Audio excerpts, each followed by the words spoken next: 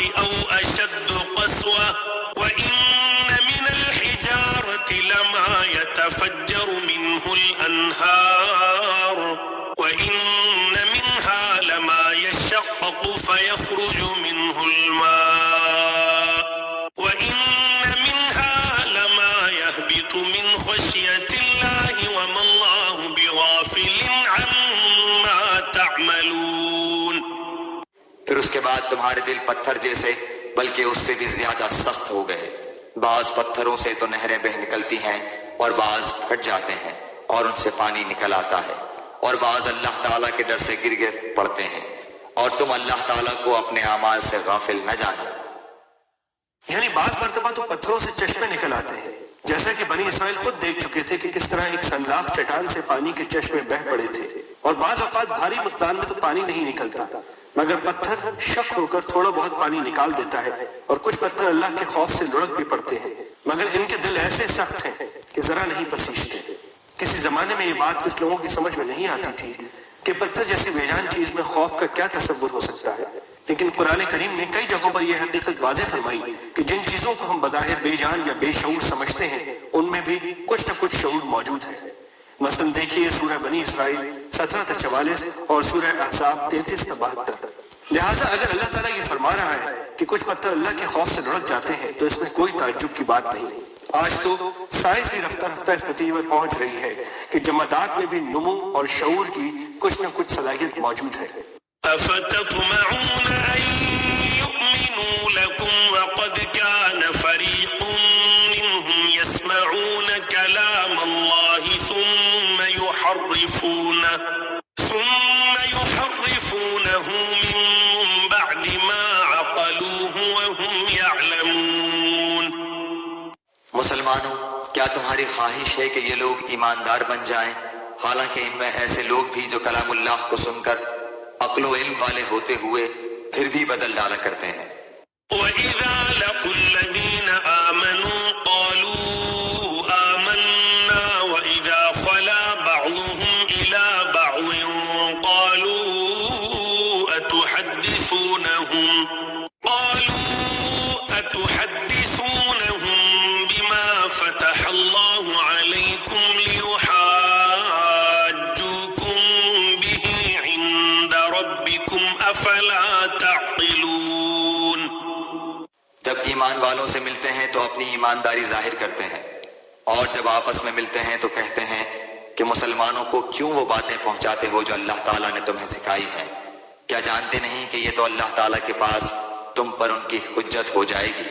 تورات میں آخر زمانے میں آنے والے نبی کی جو پیشن گوئیاں موجود تھیں وہ تمام تر نبی کریم صلی اللہ علیہ وسلم پر صادق آتی تھیں۔ بعض منافق یہودی جو مسلمانوں کے سامنے اپنے آپ کو مسلمان ظاہر کرتے تھے یہ پیشن گوئیاں مسلمانوں کو سنا دیتے تھے، اس پر دوسرے یہودی تنہائی میں ان کو ملامت کرتے تھے کہ مسلمان ان پیشن گوئیوں کو جان لیں گے تو قیامت میں ہمارے خلاف استعمال کریں گے اور ہمارے پاس ان کا کوئی جواب نہ ہوگا۔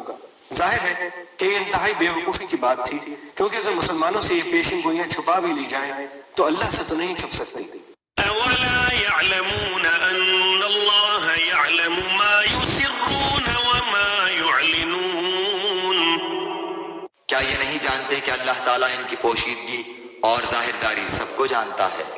وَمِنْهُمْ أُمِّيُّونَ لَا يَعْلَمُونَ الْكِتَابَ إِلَّا أَمَانِيَّ وَإِنْ هُمْ إِلَّا يَظُنُّونَ۔ ان میں سے بعض ان پڑھ ایسے بھی ہیں کہ جو کتاب کے صرف ظاہری الفاظ کو ہی جانتے ہیں اور صرف گمان اور اٹکل ہی پر ہیں۔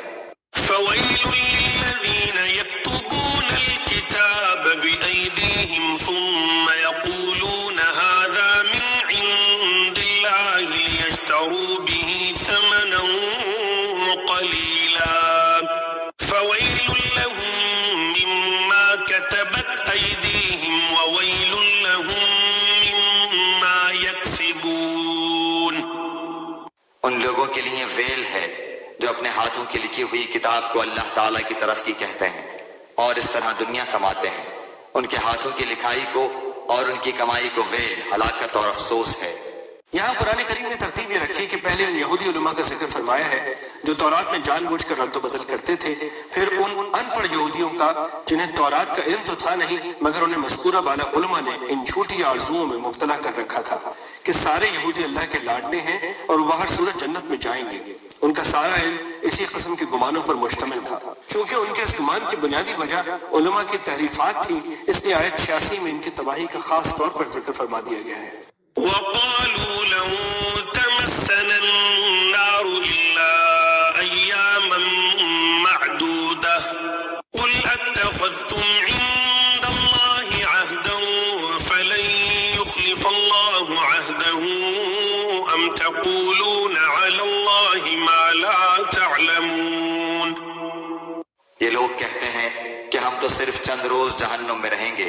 ان سے کہو کہ کیا تمہارے پاس اللہ تعالیٰ کا کوئی پروانہ ہے؟ اگر ہے تو یقیناً اللہ تعالیٰ اپنے وعدے کا خلاف نہیں کرے گا، ہرگز نہیں، بلکہ تم تو اللہ کے ذمے وہ باتیں لگاتے ہو جنہیں تم نہیں جانتے۔ بلى من كسب سيئة وأحاطت به خطيئته فأولئك أصحاب النار هم فيها خالدون۔ یقیناً جس نے بھی برے کام کیے اور اس کی نافرمانیوں نے اسے گھیر لیا وہ ہمیشہ کے لیے جہنمی ہے۔ بدی کے گھیرے میں لینے کا مطلب یہ ہے کہ وہ کسی ایسے گناہ کا ارتکاب کرے جس کے بعد کوئی نیک عمل آخرت میں کارآمد نہ ہو، اور وہ گناہ کفر اور شرک ہے۔ والذین آمنوا وعملوا الصالحات أولئك أصحاب الجنة هم فيها خالدون۔ اور جو لوگ ایمان لائیں اور نیک کام کریں وہ جنتی ہیں جو جنت میں ہمیشہ رہیں گے۔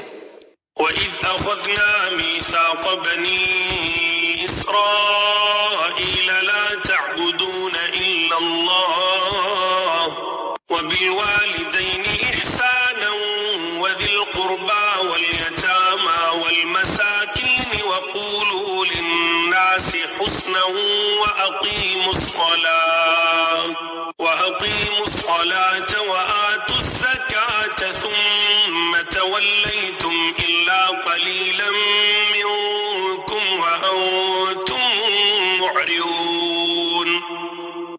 اور جب ہم نے بنی اسرائیل سے وعدہ لیا کہ تم اللہ تعالیٰ کے سوا دوسرے کی عبادت نہ کرنا اور ماں باپ کے ساتھ اچھا سلوک کرنا، اسی طرح قرابت داروں، یتیموں اور مسکینوں کے ساتھ اور لوگوں کو اچھی باتیں کہنا، نمازیں قائم رکھنا اور زکوٰۃ دیتے رہا کرنا، لیکن تھوڑے سے لوگوں کے علاوہ تم سب پھر گئے اور منہ موڑ لیا۔ وَإِذْ أَخَذْنَا مِيثَاقَكُمْ لَا تَسْفِكُونَ دِمَاءَكُمْ وَلَا تُخْرِجُونَ أَنفُسَكُمْ مِنْ دِيَارِكُمْ ثُمَّ أَقْرَرْتُمْ وَأَنْتُمْ تَشْهَدُونَ۔ اور جب ہم نے تم سے وعدہ لیا کہ آپس میں خون نہ بہانا، قتل نہ کرنا اور آپس والوں کو جلا وطن نہ کرنا، تم نے اقرار کیا اور تم اس کے شاہد بنے۔ ثم أنتم هؤلاء تقتلون أنفسكم وتخرجون فريقا منكم من ديارهم تظاهرون عليهم بالإثم والعدوان وإن يأتوكم أسارى تفادوهم وهو محرم عليكم إخراجهم أفتؤمنون ببعض الكتاب وتكفرون ببعض فما جزاء من يفعل ذلك منكم إلا خزي في الحياة الدنيا ويوم القيامة يردون إلى أشد العذاب وما الله بغافل عما تعملون۔ لیکن پھر بھی تم نے آپس میں قتل کیا اور آپس کے ایک فرقے کو جلا وطن بھی کیا اور گناہ اور زیادتی کے کاموں میں ان کے خلاف دوسرے کی طرفداری کی۔ ہاں جب وہ قیدی ہو کر تمہارے پاس آئے تو تم نے ان کے فدیے دیے، لیکن ان کا نکالنا جو تم پر حرام تھا اس کا کچھ خیال نہ کیا۔ کیا بعض احکام پر ایمان رکھتے ہو اور بعض کے ساتھ کفر کرتے ہو؟ تم میں سے جو بھی ایسا کرے اس کی سزا اس کے سوا کیا ہو کہ دنیا میں رسوائی اور قیامت کے دن سخت عذاب کی مار، اور اللہ تعالیٰ تمہارے اعمال سے بے خبر نہیں۔ اس کا پس منظر یہ ہے کہ مدینہ منورہ میں یہودیوں کے 2 قبیلے آباد تھے، بنو قریظہ اور بنو نذیر۔